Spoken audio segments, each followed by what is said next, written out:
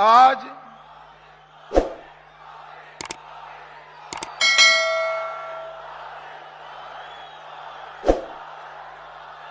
भारत माता की आज मैं भारतीय जनता पार्टी के करोड़ों कार्यकर्ताओं की ओर से भाजपा के वरिष्ठ नेता और देश के प्रस्तापित किसान नेता श्रीमान बीएस येदियुरप्पा जी का सम्मान करने के लिए यहां आए। मगर आज एक प्रकार से मणिकंचन योग है। ये जब तिथि तय की गोविंद कारजोल जी ने, तब मालूम नहीं था कि आज ही बंगाल के मुख्यमंत्री का शपथ विधि होगा। और आज एक ही दिन पर येदियुरप्पा जी के 50 वर्ष के लंबे सार्वजनिक जीवन के बाद कर्नाटक देश भर के किसान और भारतीय जनता पार्टी की 50 साल तक सेवा करने के लिए येदियुरप्पा जी के सम्मान का आज ही दिन तय हुआ है। और आज हमारी विचारधारा के अनुयायियों के लिए भारत माता को आराध्य मानकर जीवन जीने वाले सभी देश के लोगों के लिए बहुत बड़ा दिन है कि जिस भूमि पर श्री अरविंद, श्री विवेकानंद जी, रामकृष्ण परमहंस और हमारी विचारधारा के पुरोधा श्यामा प्रसाद मुखर्जी का जन्म हुआ, वहीं आज भगवा लहराने का काम हुआ है। भाइयों बहनों, मैं स्वागत समिति के अध्यक्ष और सभी मेंबर्स को हृदयपूर्वक एक और बात के लिए अभिनंदन करना चाहता हूं। कर्नाटक मैं 2014 से आ रहा हूं। कई मंच मैंने पूजनीय संतों के साथ साझा किए हैं। येदियुरप्पा जी के व्यक्तित्व के कारण आके आज एक ऐसा मंच हमारे सामने है जहां सभी मत संप्रदाय के स्वामी जी हैं। और ये बात पूरे कर्नाटक के लिए, पूरे देश के लिए एक संदेश लेकर जाती है कि जो आप इस प्रकार का जीवन जीते हो तो मत, संप्रदाय और किस जाति के आप स्वामी जी हो, इस किस जाति के अनुयायी आपके फॉलोअर है, इसको देखे बगैर सभी लोग आज एक मंच पर एकत्रित आए हैं। ये भी बहुत बड़ी बात है।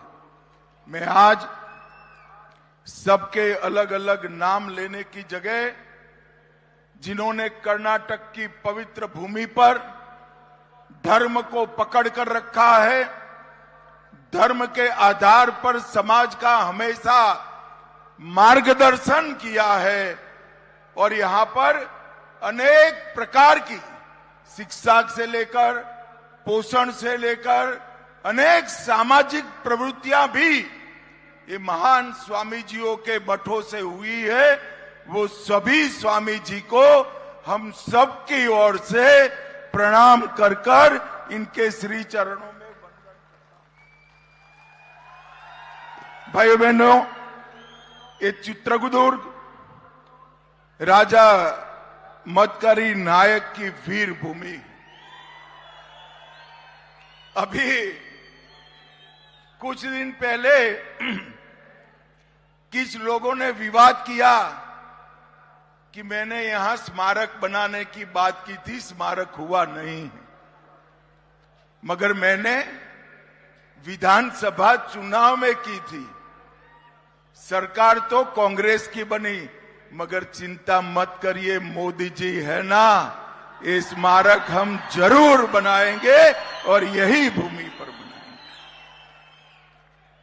इन्होंने राजा मतकरी नायक जी ने हैदर अली को हराया, भगाया और इस क्षेत्र को स्वतंत्र रखने में बहुत बड़ी भूमिका की।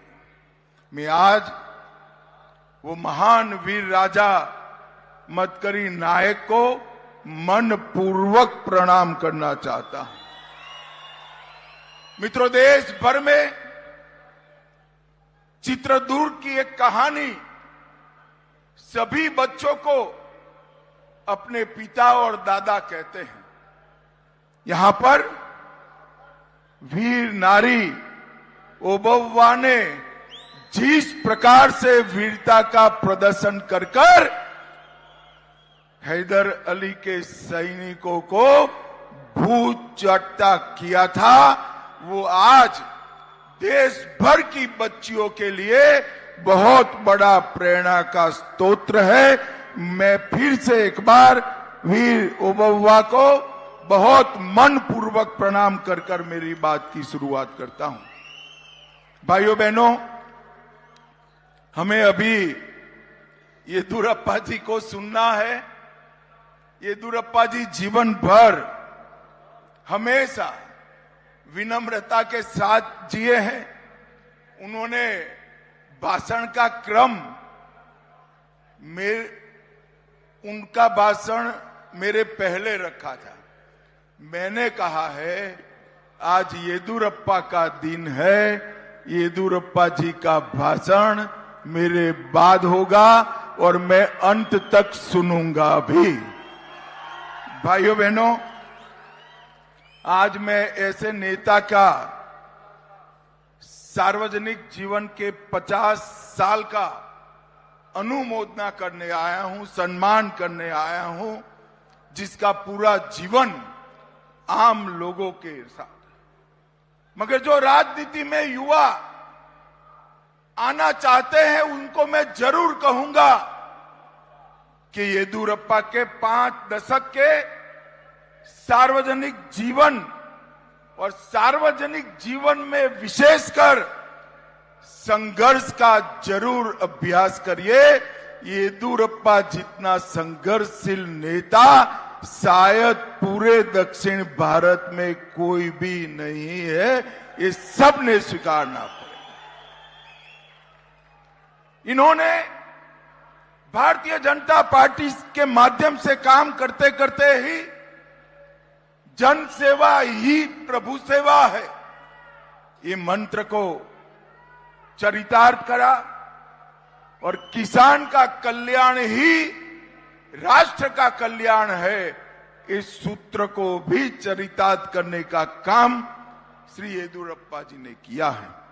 एक चावल मिल के अंदर क्लर्क की नौकरी करने वाले व्यक्ति ने अपने यशस्वी जीवन में 4 बार कर्नाटक जैसे राज्य के मुख्यमंत्री बनने का सौभाग्य हासिल किया है। राजनीति में 2 प्रकार के नेता होते हैं। एक नेता होता है जो रास्ता बना है वो रास्ते पर चलकर अपनी मंजिल पूरी करे, और जो दूसरा नेता होता है जो कुछ कर जाते हैं वो होते हैं कि अपना रास्ता खुद बनाकर दूसरों के लिए रास्ता बनाने का काम करे। श्री येदियुरप्पा का जीवन इसी प्रकार का जीवन।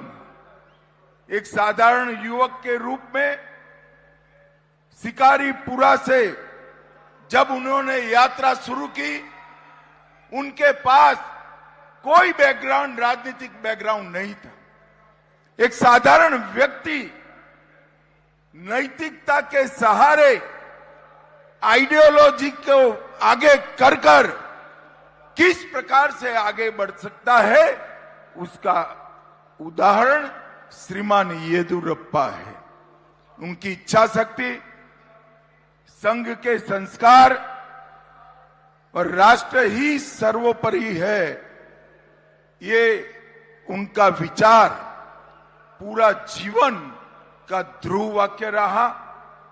83 में वो पहली बार शिकारीपुरा से विधायक बने और उनका जीवन बंद एसी कमरों में बैठकर फाइलें क्लियर करने में नहीं गया। ಲೇಟೆಸ್ಟ್ ಹಾಗೂ ಇಂಟ್ರೆಸ್ಟಿಂಗ್ ಸುದ್ದಿಗಳಿಗಾಗಿ ಬಾಸ್ ಟಿವಿ ಕನ್ನಡ ಚಾನೆಲ್ನ ಸಬ್ಸ್ಕ್ರೈಬ್ ಮಾಡಿ, ಹಾಗೆಯೇ ಬೆಲ್ ಐಕಾನ್ ಪ್ರೆಸ್ ಮಾಡಿ. ಇದರ ಜೊತೆಗೆ ಫೇಸ್ಬುಕ್, ಇನ್ಸ್ಟಾಗ್ರಾಮ್, ಎಕ್ಸ್ನಲ್ಲೂ ಮಿಸ್ ಮಾಡದೆ ಫಾಲೋ ಮಾಡಿ.